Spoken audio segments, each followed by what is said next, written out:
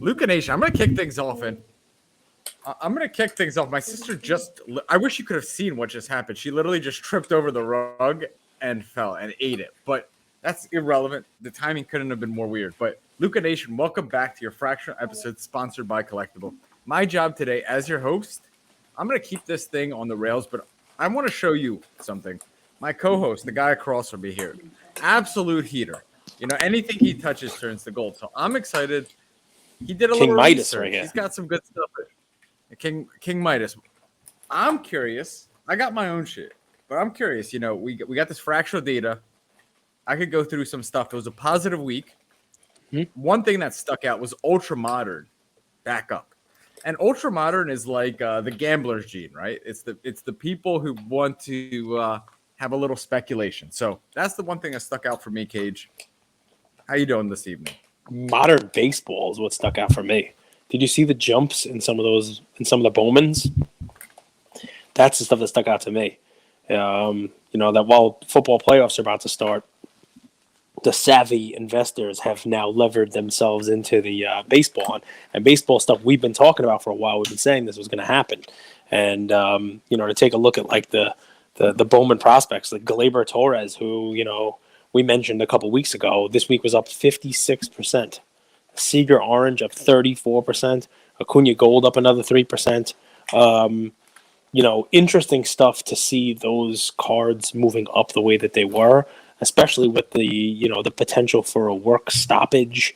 We already have the work stoppage, but a delay. I guess the people who are investing in the baseball cards are really just not that concerned that there's going to be any real impact to the season.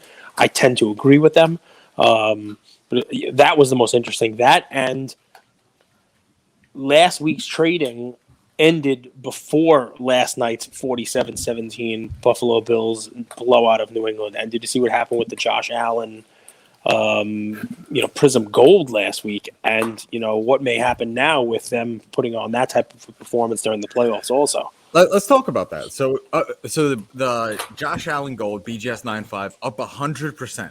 Yep. Right. And this is after consecutive weeks of being down. So don't, take that for what it's worth. But this is a really interesting kind of crux for investors, right? So you have a guy you believe in who has a huge performance. You really realize that the next week or 2 weeks, it's mostly downside, right? How do you top that? I think they had the perfect game in football. Is that what it's called? And how do you really follow that up? So perfect game. No punt. Strength. Right? No punt, no field goal attempt, no pick. You're not going to do much better than that. Would you be exiting? Would you be holding? Or does it depend what kind of investor you are? It's amazing to look at the pricing of that card, how it's gone up, down, up, down, up, down. But if you see the prices of golds for quarterbacks, I don't know that I would exit. I don't know that I would, be running for the hills, even if you think that he's going to lose next week. There's only so many golds, right? 10. So there's only going to be 10 rookie golds of his card, ever available. I think this one was a BGS 9.5, right? So, for short term, there might be, this could be an exit point because you don't think he's going to win many more games this season. But, he looks good. He looks good. The team looked good. The defense looked good. And even if it's not this year, what's to say it's not next year? What's to say it's not the year after? So these golds have become sort of not by me per se, but they've become sort of the chase cards for investors and collectors. So up from $23 to $46, and I guess 100%. Exactly, 23 to 46. If you're willing to kind of like roll the chips, see what happens, maybe gets to the AFC Championship, maybe gets to Super Bowl, you have some meat on the bone. Or if you're a holder, and this is a good exit point. We always talk about selling it to strength. You look a little peeved. What are you mad about? You wish you would put some money on those prop bets? No, but wow. If anybody wants to, to be, in the right, making some money, you got to be paying attention to our Whatnot show, man. Every single prop I gave today Everyone was right. Kicker props, tight end props, running back props, wide receivers with rushing yards props. I mean, Brady props, Gronkowski props. I'm getting messages from everybody. I mean, like positive money, plus 175 props. Everything came in, so I'm excited, man. I mean, it's good. It's good to You're be getting making people messages. money, Cage. That's the key. You're making. Good to make people money. People need a little positive. You know, there's enough negative. There's enough negative in the hobby. You know, I feel like Mrs. Potts over here. I'm holding so much tea back for our next episode. You know, because we don't talk about the tea in the hobby. So much tea being spilled. You know who Mrs. Potts is?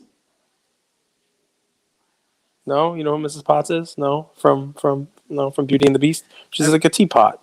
She's got Chip, the little cut Chip. No, I love okay, Beauty and the Beast. Okay. I love Beauty and the Beast. Yeah, it's me and you. Which one do you think you are? I'm the Beast. No, come on. Look at those eyes. Yeah, All right, so come on now. 100%. I'm the Beast. Let's get rocking. Let's get rocking and rolling. So talk to me, right? I mean, what else stuck out to me is the correlation between the pricing. We got a PWCC auction ending in a week, so that'll give us next episode more things that we'll be tracking, more cards that are similar. But we have the golden auction, and then there's another golden auction up. You know, what I like to see is that these things are almost being pinned to the auction prices, right? You know, you saw that most of what's on Collectable is basically within 10% of comparable sales in the recent auction. So that's good. You know what I mean? Like that there's not that many outliers out there. There's not that many crazy, and it means people are obviously paying attention and that things move. You know, they move with comps. So that's another thing that kind of stuck out, you know, in this week's numbers for me. Any crazy stuff? You got any cards or memorabilia that stuck out to you as something that was like, wow, that's the one I'd like to put my money in? It might be a good entry point for Kobe memorabilia, right? So Kobe memorabilia is so weird because like we talked about this a little bit last week, so we won't kind of, you know, beat it, but there's so much of it. He was always signing. He was a modern player. There's so much of his 8 stuff out there. There's 24. You know, he has Adidas, those game worn sneaks that he had from his rookie year. He calls it the other company. He has his Nike Black Mamba. So there's so much of his memorabilia out there that obviously after the crazy run up, you're going to see a little bit of like I don't know, maybe a consolidation period for lack of a better word. Some people taking their profit. So memorabilia continued dropping. So his rookie season sneakers down 1% after being down 5%, 1%, 2% before that. His final season sneakers down 4% after being down 13%, 2%, 3%, and 5% before that. So a lot of his memorabilia down. His first 24 jerseys down 41% the last 2 weeks. One thing is his French blue sneakers, which have like that Jordan Kobe vibe to them. That was the only piece of memorabilia that was up, but that was after being down 45% before that. If you're kind of like, hey, I want to get in on Kobe memorabilia, I can't buy the real thing, but like I want to be invested in this because I mean, there's actually a new Kobe book out, by the way, guys. I don't know the name, but you could look it up. A new Kobe book is out. You guys could just search that, but it might be an entry point for Kobe memorabilia. It's tough to know with these. It's really tough because you have price discovery in both directions, Cage, right? 100%. 100%.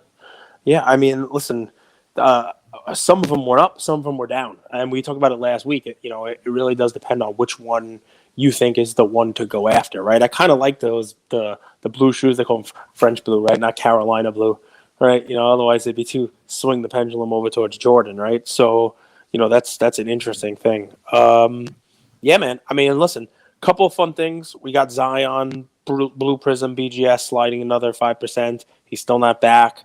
I started watching more Zion highlights from like Duke. I saw him like take off from near the foul line for a dunk. I mean, just crazy stuff that he was doing in Duke. And just the longer this season kind of delays like this, the tougher it is to see him doing anything like that this season, or even, dare I say, ever. It really is a scary thing because he's just one of those guys that could just be so great. And you just got to get on the field. Get on the court. We have the Gretzky. Cage, Zion was the shoot. So I know our internet's a little bit iffy here. I apologize, Cage. I'll be That's okay. back in my regular dig next week. You carry us as always, but I apologize. All good. You good? And I apologize to you listeners. Zion was the first of a highlight era. Like he was the first of a YouTube era, and he came in. Like think about even how he came in, Cage. He had 4 good professional games, and his prices went crazy. I think there was one highlight where he ripped the ball away from Giannis. Yeah. And it was like everywhere, right? He hit 4 threes against the Spurs.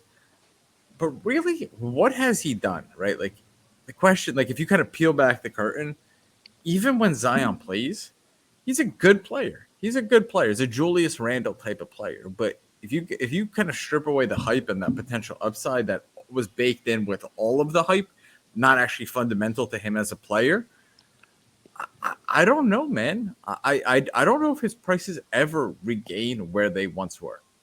I really don't. I think they do.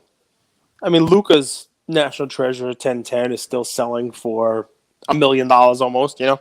So the right Lucas card put for together Zion. 3-4 seasons, Cage. 3-4 Yeah, amazing seasons. Of bottom half of the playoffs in Dallas in the Western Conference. You know, I mean, I listen. I listen. I like Luka. I definitely do. But I mean, you know, basically, what it shows you is that you don't really have to do too much to justify the prices. So I mean, people are paying Who should crazy be priced amounts. higher, Ja or Luka? I think they're probably about fair right now where they are. Who should be priced higher? Right now, I still say Luka. They, you know, they're the same age.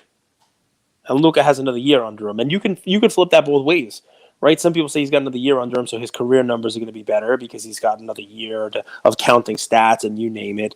But some people say the extra year of playing is bad because he's got another year of wear on him, you know, tread on the tires, right? And that you know he's a year closer to breaking down than Ja is. You know, you know, I've been a fan of Ja for a long time, more than just athletics. I said that he, you know, he could work on his jump shot. I said I saw a lot of Jordan in him in that he played above the rim, but you can see that there's a desire in him to be better, to work on his game, to work on his craft, you know, to play team ball when it suits him and when they need to do that. I see a lot of that in Anthony Edwards, by the way, as well. You know, just like nobody was talking about Ja the way they're talking about him this year. I think next year's Anthony Edwards, this year's Ja, et cetera, et cetera. So, you know, I also think it's not the worst thing in the world for some spotlight to be off Luka for a second. This way he can just remind everyone again just how great I believe he is. And he's got to round into shape. You know, he needs some an additional supporting cast, and that team is actually gelling pretty well around him. They're playing some good team ball, Dallas. They're playing some good defense. They're winning games with defense. We'll see what happens. You know, that the whole Kristaps Porzingis thing has got to run its course. I don't think that is him and Luka is the answer. But listen, we'll see. At this point in his career, you know, LeBron hadn't won anything and Jordan hadn't won anything, and they were still piecing it together and figuring it out themselves as well. But I like the the season that Ja's putting together. And look, people grow from different things. I mean, Luka has come into the league and basically been an all-star starter on Team LeBron since he got here, and that he might be on Team LeBron this year. But when they announce the starters in a week or two, chances are Luka's not going to be one. Chances are that backcourt is going to be Steph and Ja, and it's not going to be Luka. And I'm sure he makes the team. Obviously, come on, he'll be in the backups, and I'm sure he'll play plenty. But it's now there's a little bit of a chip now. A little bit of a chip on his shoulder. That does stuff sometimes. Cage. Yeah, ultra. So I could tell. So guys. Cage is a hobbyist through and through. You guys don't realize this guy's been collecting cards since he was in diapers, and I haven't had a chance to talk to him too much. I think he's a little bit annoyed by all the BS that's going on in the hobby recently.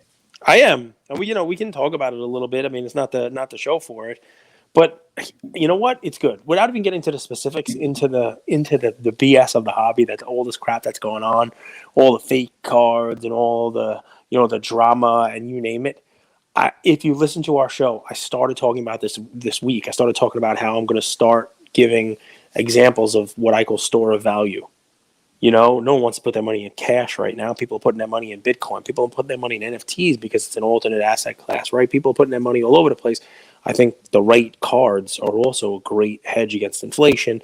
They're things that may not be the flashiest things in the world. I mean, I posted on Instagram, guys, my Christmas tree, and Andrew likes to make fun of it because there was no silver and gold. It's like Christmas. Where's the shiny? Where's the silver and gold? Mine was all dull old cardboard. But there's something to be said about that, right? Because they don't have those kind of crazy, wild fluctuations, those swings that we have. And I find myself doing this all the time when there is this drama in the hobby, when there is this craziness going on in the hobby. I retreat to what I know. I retreat to what has been there, what has a track record, what is a blue chip. And I have I'll put together a list of these things, but I'll give you one. One is right here on Collectable. One is right here on Collectable that I don't know whether you still own it or not, but I'll tell you, I love it. And I own one of these, but not in this high of a grade. I own a PSA 5 myself, but I love the 1939 Ted Williams Play Ball PSA 8 card. Take a look at that card, guys. Ted Williams, one of the greatest ball players of all time, and that's coming from a Yankee fan giving him the credit. Pull that card up if you can for me. Right now.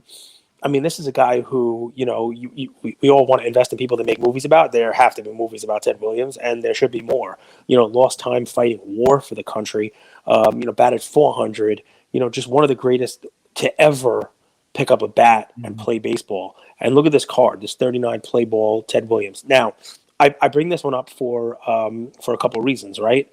And this one is almost back down to where it IPO'd. Right, almost back down to IPO. I think the IPO was 10 on this. I mean, you take a look, and I'm pretty sure last week $12.75 a share, down to 11.05. We're talking about market cap of about 32,000 at IPO and sitting about 35,000 now. You can pull those numbers up for specifics if you like, but this is a card that. See, I mean, you look at the chart; it's sort of right back to where it was when it IPO'd, right? So I said, 32 and 35. Yep, good. I had it right. So we're right in there. I mean, it's basically approximately 10% above where the IPO is. I like to find things that are down, but this is one. If you look, this one was as high as $20 a share, which with an IPO of 10 at a market of 32, that means this was at a market cap of 64,000 at its highest, and it's down now to 35. Ted Williams hasn't done anything to hurt his own value during that time. Vintage, like everything else, sort of got a little higher than people thought it was going to and came back down. But this is one of those cards, if I'm not mistaken, there's like less than 100 higher than this. We're talking between 9s and 10s. This is an 8. It's not the highest grade. 88 PSA, I think. Yeah, 9s, yep. PSA 8, and there are only 13 graded PSA cards known in circulation graded higher than a PSA. Right, so there are 88 8s, 13. So this or higher, about 100, 13 higher. So I mean, you can't really improve upon this without getting into crazy numbers. Yep. PSA 9 is just one of those things that is going to be a heck of an expensive card. Yeah. Only 88 of these, right? You're talking about low number cards. 100 of them. This is Ted Williams rookie card, yeah. I mean, this is just one of those ones where it's gotten beat down a little bit. Even just last week to this week, down over 10% from, like I said, from 12.75 to 11.05. And this was. Can I ask you something? Shoot. Mm-hmm. And it kind of ties into the bad behavior of the hobby. Do you think? When things were going well in the hobby, people were making money. They say in sales cures all, right? In business, sales cures all. You hear that a lot. Well, when people are making money, things are good. You don't really hear a lot of scandals or all of this kind of drama. Do you think people are a little bit overextended in modern or speculative cards, and it might be a time to reposition? And because when you have vintage, you don't have those fluctuations. So you don't. When you have too many fluctuations, whether it's stock market, NFTs, cards, it's hard to sleep. You get a little desperate. You get anxious. Yeah, it depends what you're in it for, right? It depends if you're in it for day trading, if you're in it for quick flipping, if you're in it for, prospecting, right? Then a Ted Williams card is probably not the one to day trade. This is not one where, Can there's you going to be use some. 50% of your budget though on day trading But and that's 50% yeah. on I vintage? mean, but 100%. And I mean, we're always talking about diversifying your portfolio, and that's the fun thing about collectible. It's the fun thing about fractional, right? You can kind of on their own platform diversify your portfolio with some modern. If you think Josh Allen gold was the way to go last week, heck of a time to do it, and much more volatility. Look, that thing went up 100%. This one here, down 10% here. I think that's a huge swing on a card like this. Yep. You know what I mean? The kind of swings you don't see too often on a card like this. Basically, for no real reason. And it's a very difficult card to improve upon. It's getting into a market cap where, believe it or not, it's something where somebody could take it off the market if you're got a Ted Williams. These things don't come up that often, even though there are 88 PSA 8s. If you look at PSA sales, I'm pretty sure the last one that sold for slightly higher than this, like 36 and change back in June. And all of the sales before that were, for the 6 months prior, were all higher in the 40s. I think one went for like 50. So this is now getting into a range now where people are not going to, this doesn't come up for auction. A PSA 8 of this card doesn't come up for auction that often. So with the price coming down to where it is, it's something that I think just becomes a little more attractive. Can I give you one more that's in the same exact category? Because I'll keep them the same, right? Same I'm gonna category, guess. same blue chip. Is it Mayweather? Mayweather? No, no, no. Completely same Okay, category. Completely same category. go ahead. Vintage baseball. Down a little bit, down slightly, and just a complete store of value. Can you pull up the Clemente 1955 tops? Roberto Clemente. I think it's a PSA 8. Just a gorgeous, gorgeous card. Pulling it up now, brother. Thank you. I like putting this out. People do watch this, they watch these things. They listen to the show. They'll watch the video of it.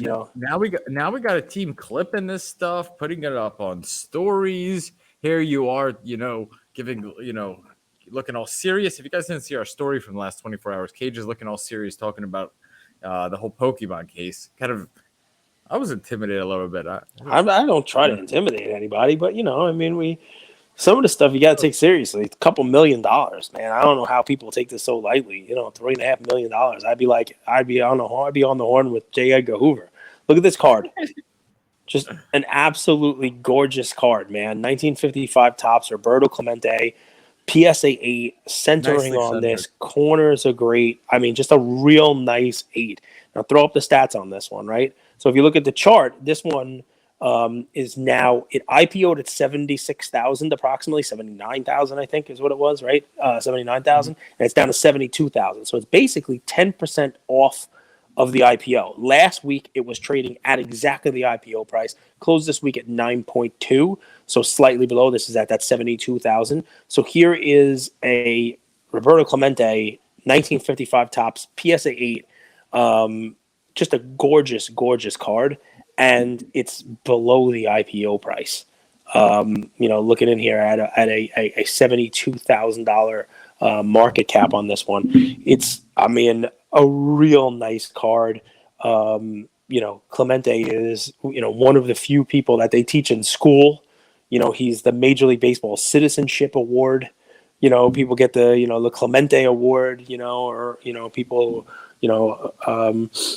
so in any event, it's the same category that that Ted Williams is in. These are, store of value, blue chip, flight to quality type of investments where, if you're looking to, lock away a portion of your portfolio on something that's a little bit safer, something that has come down a little bit, I think has come down into what I would consider, bargain territory now. I mean, one is slightly above the IPO price. One is now slightly below the IPO price. And I know the IPO doesn't, that doesn't matter. It's more of the comps. But if you look at the comps on these, first of all, it's hard to find comps at this grade. They don't come up for sale that often. But Ted Williams, the last comp was June, and it was higher. The last 4 comps sales listed on the PSA site are all higher than the market value of the card right now. Shoot. So I want to enlighten people or share a little bit that something I've learned.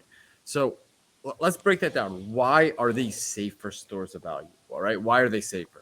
And the reason behind it is, in my opinion, and Kate, show me if I'm right here, is let's say that there's 20 in circulation of any of these vintage cards, right? 20 in circulation of PSA 8, 9, or 10 total, or 100. It doesn't matter the number. When you get to these cards, the collector base, the base that, just holds them and never wants to sell them because Willie Mays was their guy growing up, right? Mickey Mantle was their guy growing up. It's a status symbol. It's like who they loved growing up. They have all the money in the world. The Arizona Diamondbacks that owns the Mickey Mantle PSA 10, he doesn't want to sell that for any amount. Yep. That's his card.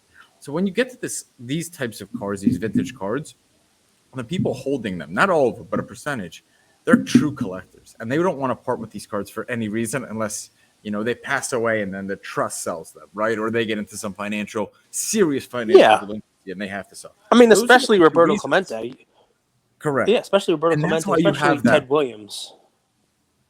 Right? I mean, look at the same kind of thing. You said there were 13 cards higher than this on the Ted Williams. There's 12 cards higher than this, I think, on Clemente. I think there's 11 9s and 1 10. There's 123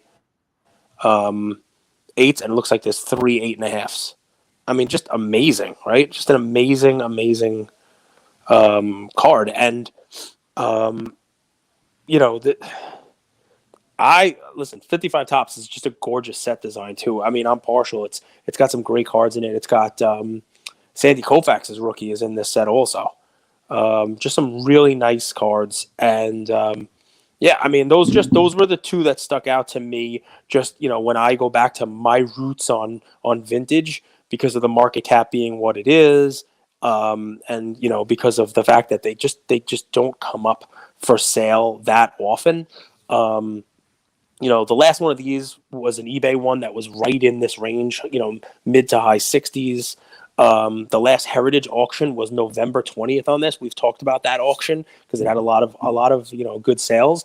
The 8 Clemente that sold in that Heritage auction on November 20th, you want to take a guess what that sold for? Same card, grade 8 at an auction house. This one with an IPO value of 79 and a current market value of 72. You want to take a guess what the last one at Heritage sold for? 102. $93,000. 93,000. So that's 20 grand higher, 21,000 higher. I mean, it's almost 30% higher than what the market price is for this one.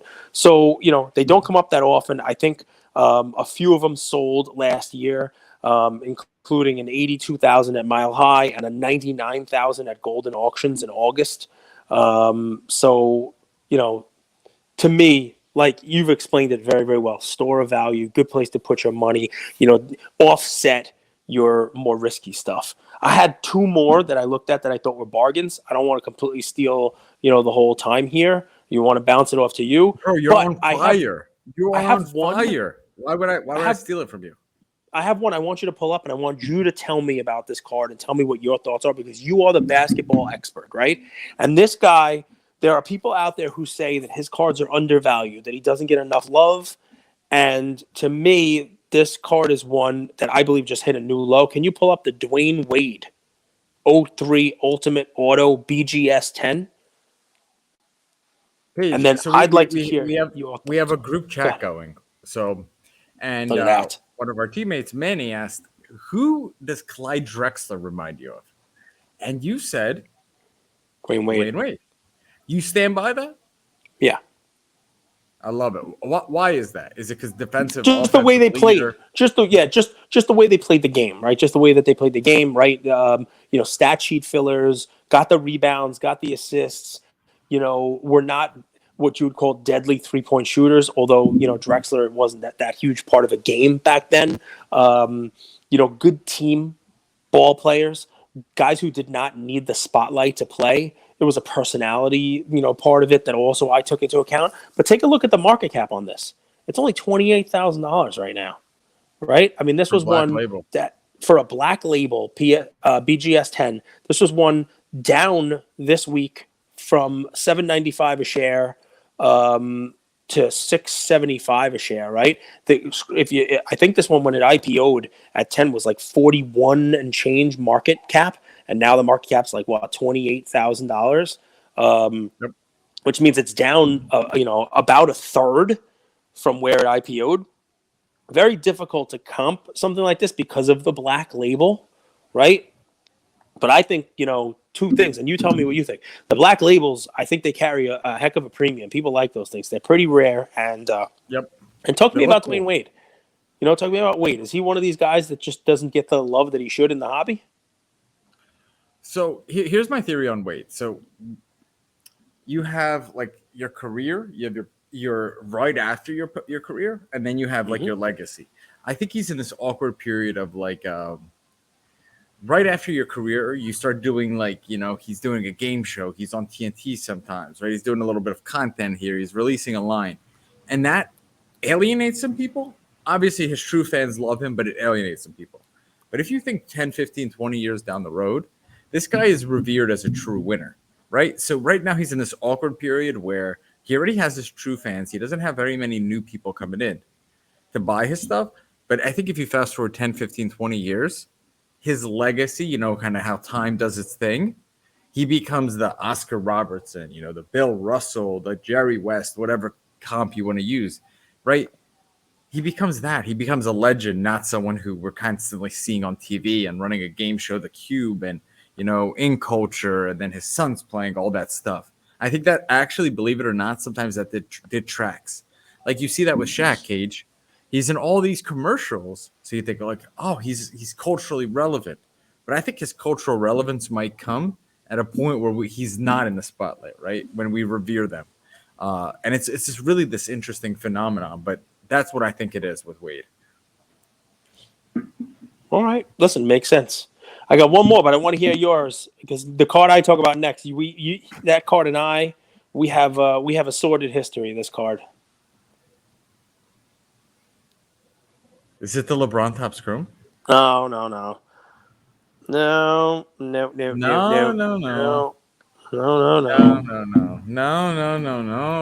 What is it? Tell me. It is the tuna fish card. You were never a believer in that card.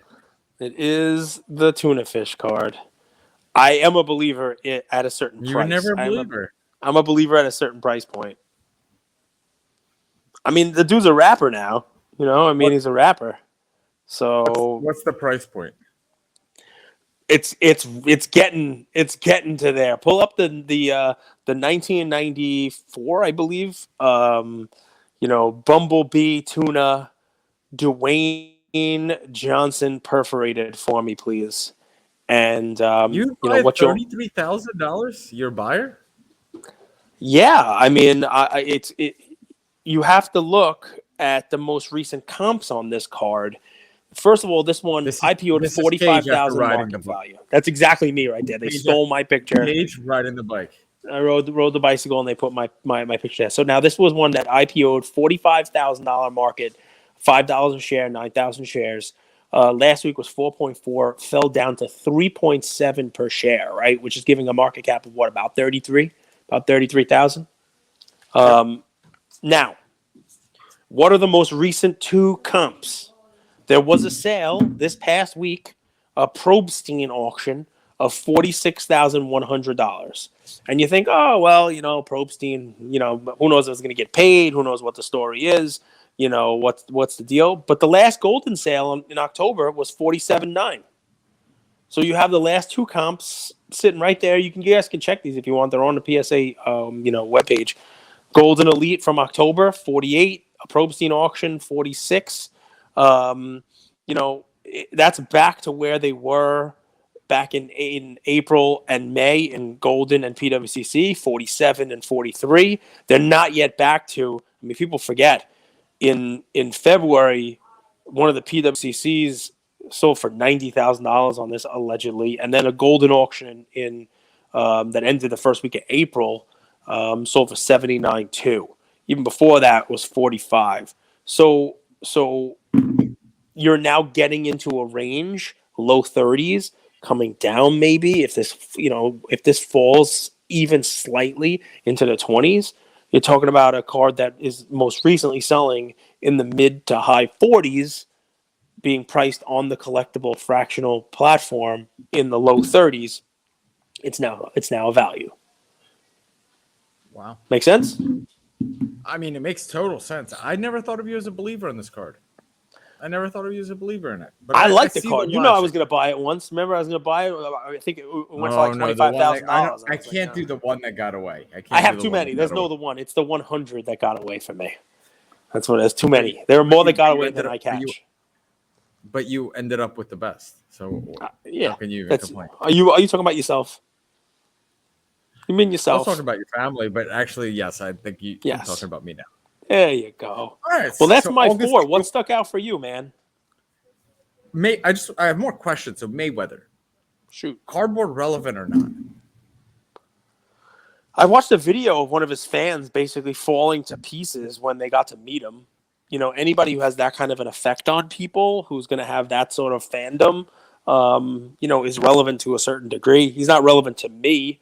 You know, I don't need to buy a Floyd Mayweather card.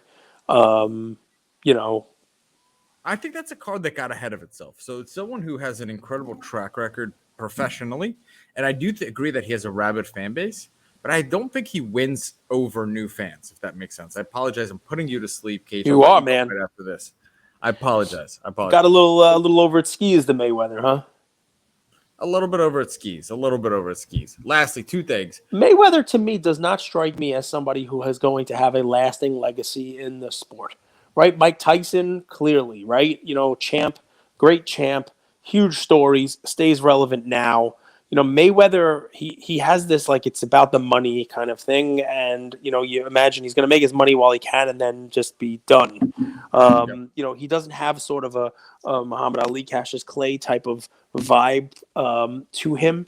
It's funny. I remember buying cards in the early to mid 2000s, and Allen and Ginter was putting autographs of Manny Pacquiao out at the time, and I remember everybody thought Manny Pacquiao was going to be the greatest one of all time. And I'm sure his stuff is still worth money. He had autographs in there, red ones to 10, these little mini ones. But I remember people going nuts and paying ridiculous amounts of money because there was never going to be another fighter that was as good as Manny Pacquiao. You know, it seems like every decade or so, there's another fighter like that kind of becomes that decade's fighter.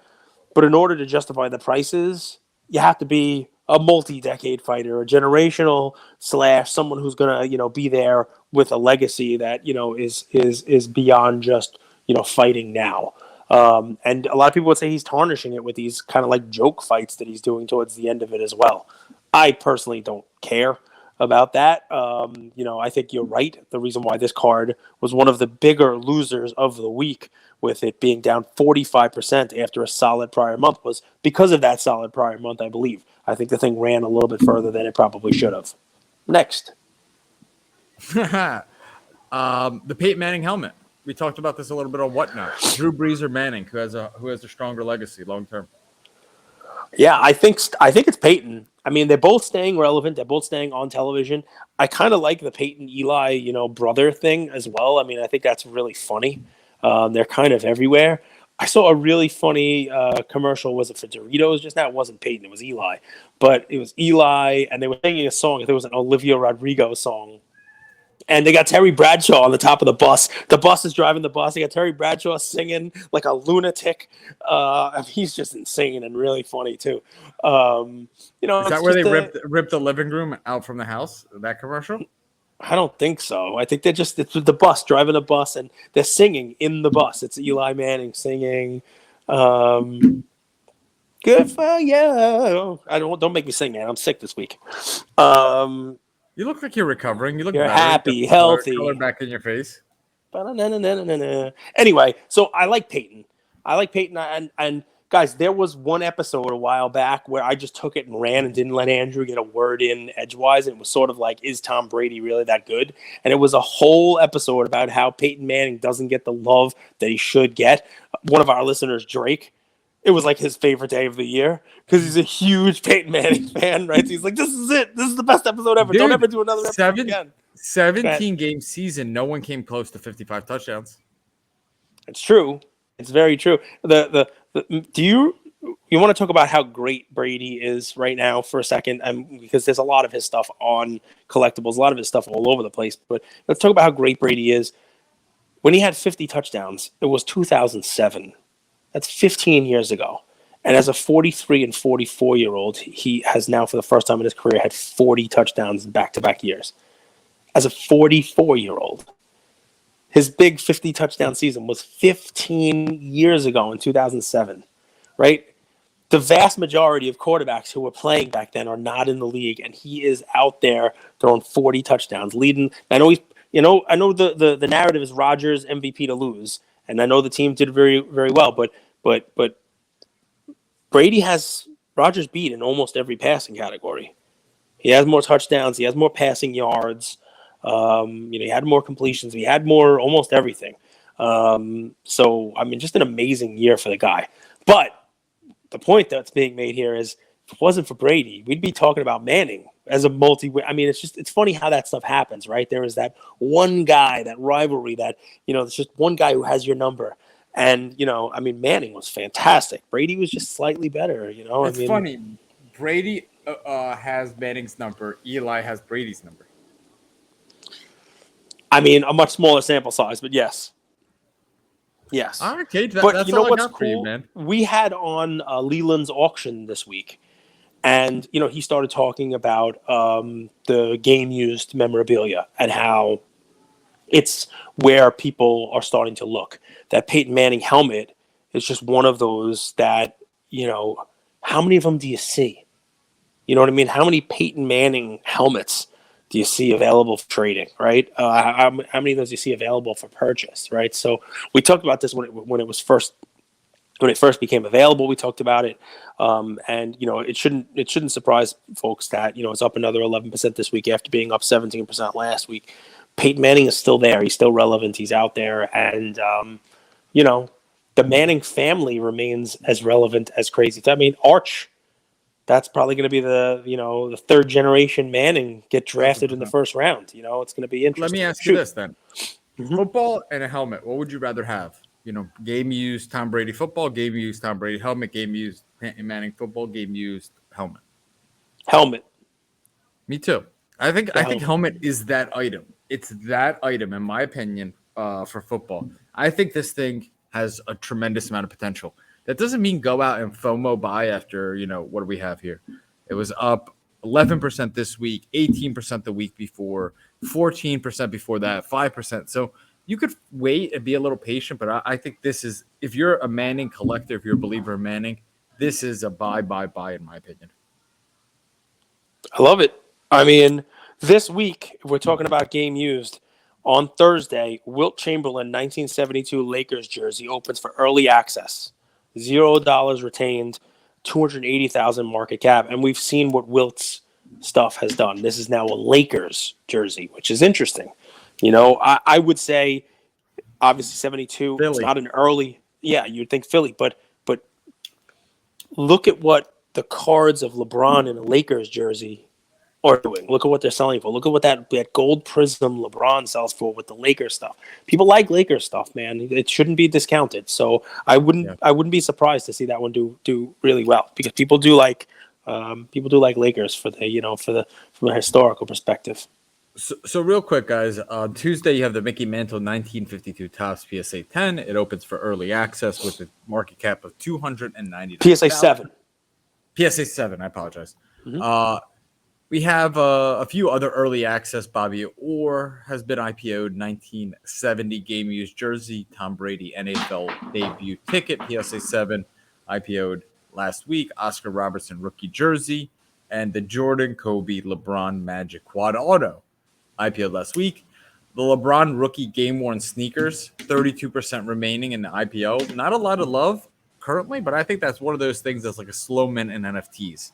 Once it's minted out, you could see that thing run, because as ugly as those sneakers are, and they're very ugly, that's his rookie year sneakers of one of the greatest of all time. So there is a Jordan Magic LeBron triple auto that has been sliding a little bit. It was down 1% after being down 5, 6, 3.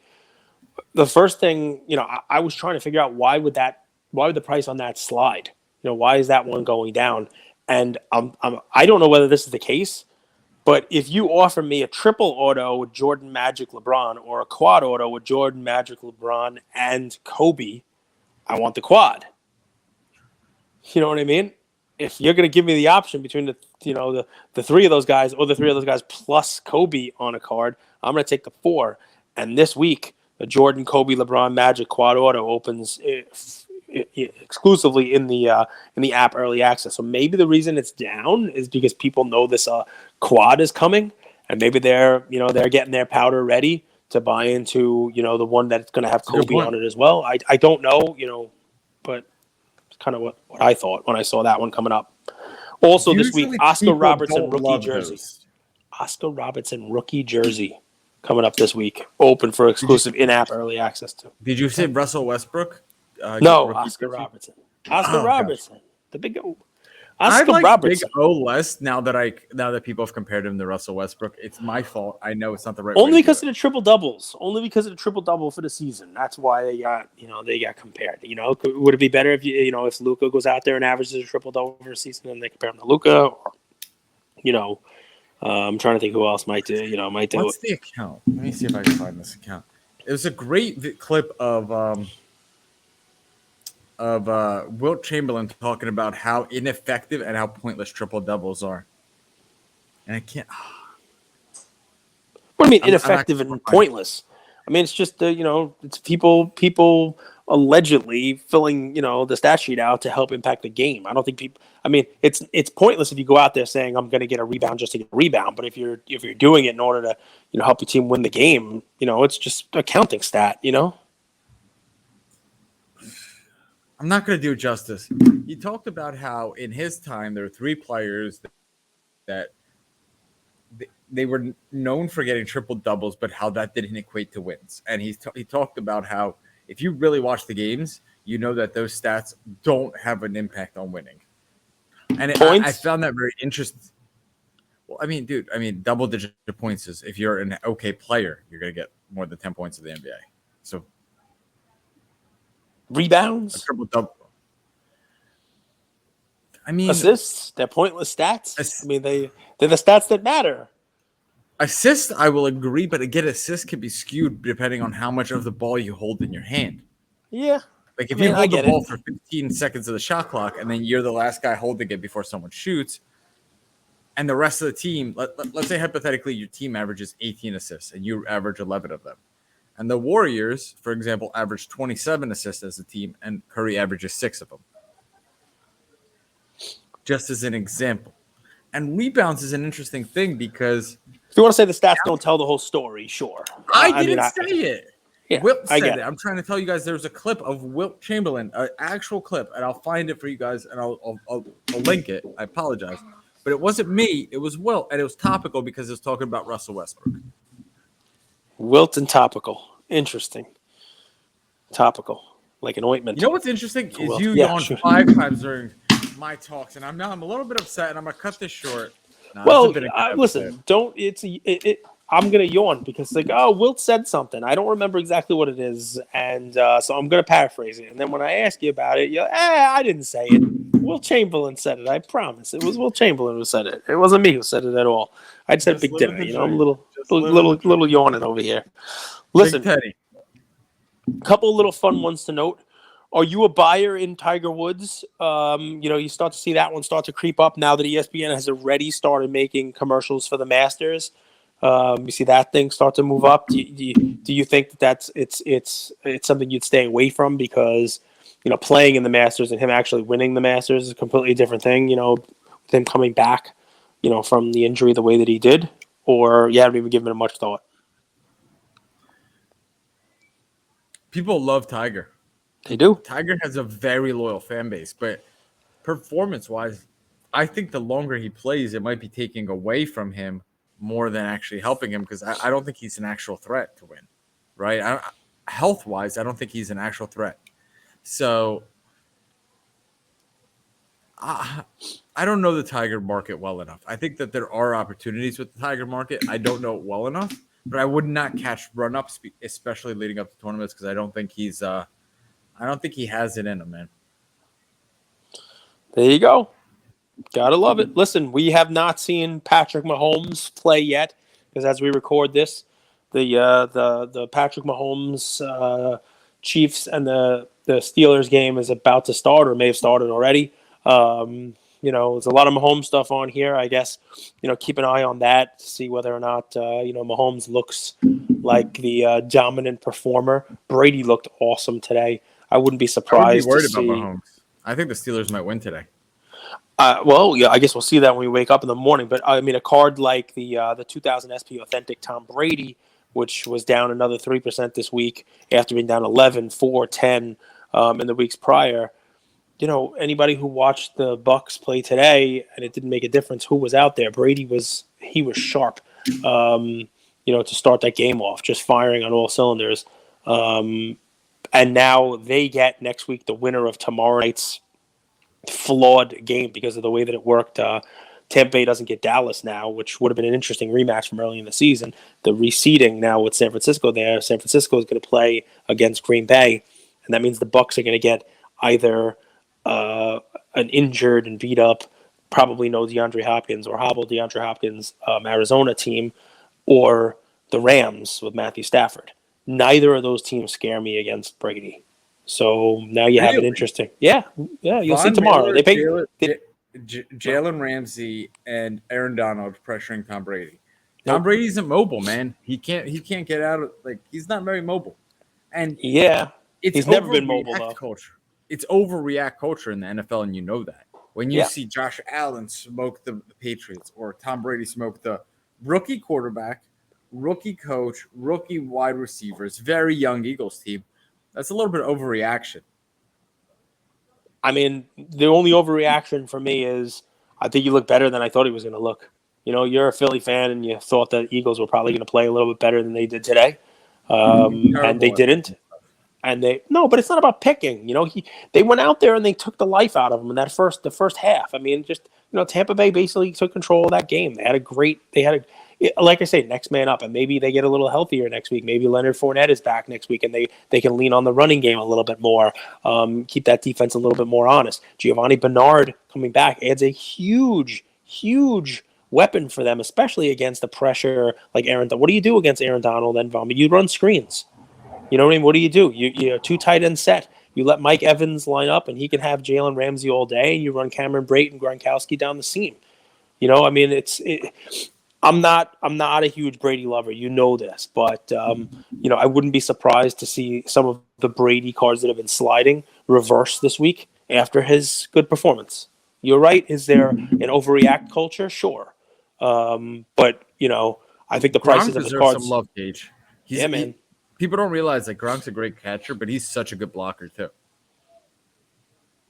So good tight ends. They're good tight ends. They're a huge weapon for teams.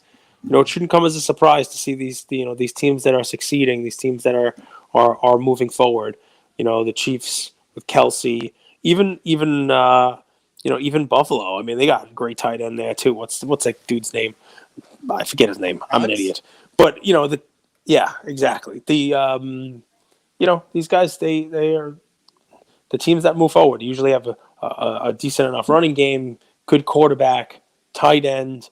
Green Bay lost Bobby Tunyon, and I think that'll probably hurt them. As we get down the stretch, but we'll see. It's lots of fun. My point wasn't really tight ends. Where it's going to be. I don't even know who the Bucks are playing next week because we'll have to see who wins that Rams-Cardinals game. I think it's going to be the Rams. Close game, though. But the point is, with Brady winning, I think that there's probably some room, keep an eye on his cards, this week on Collectable.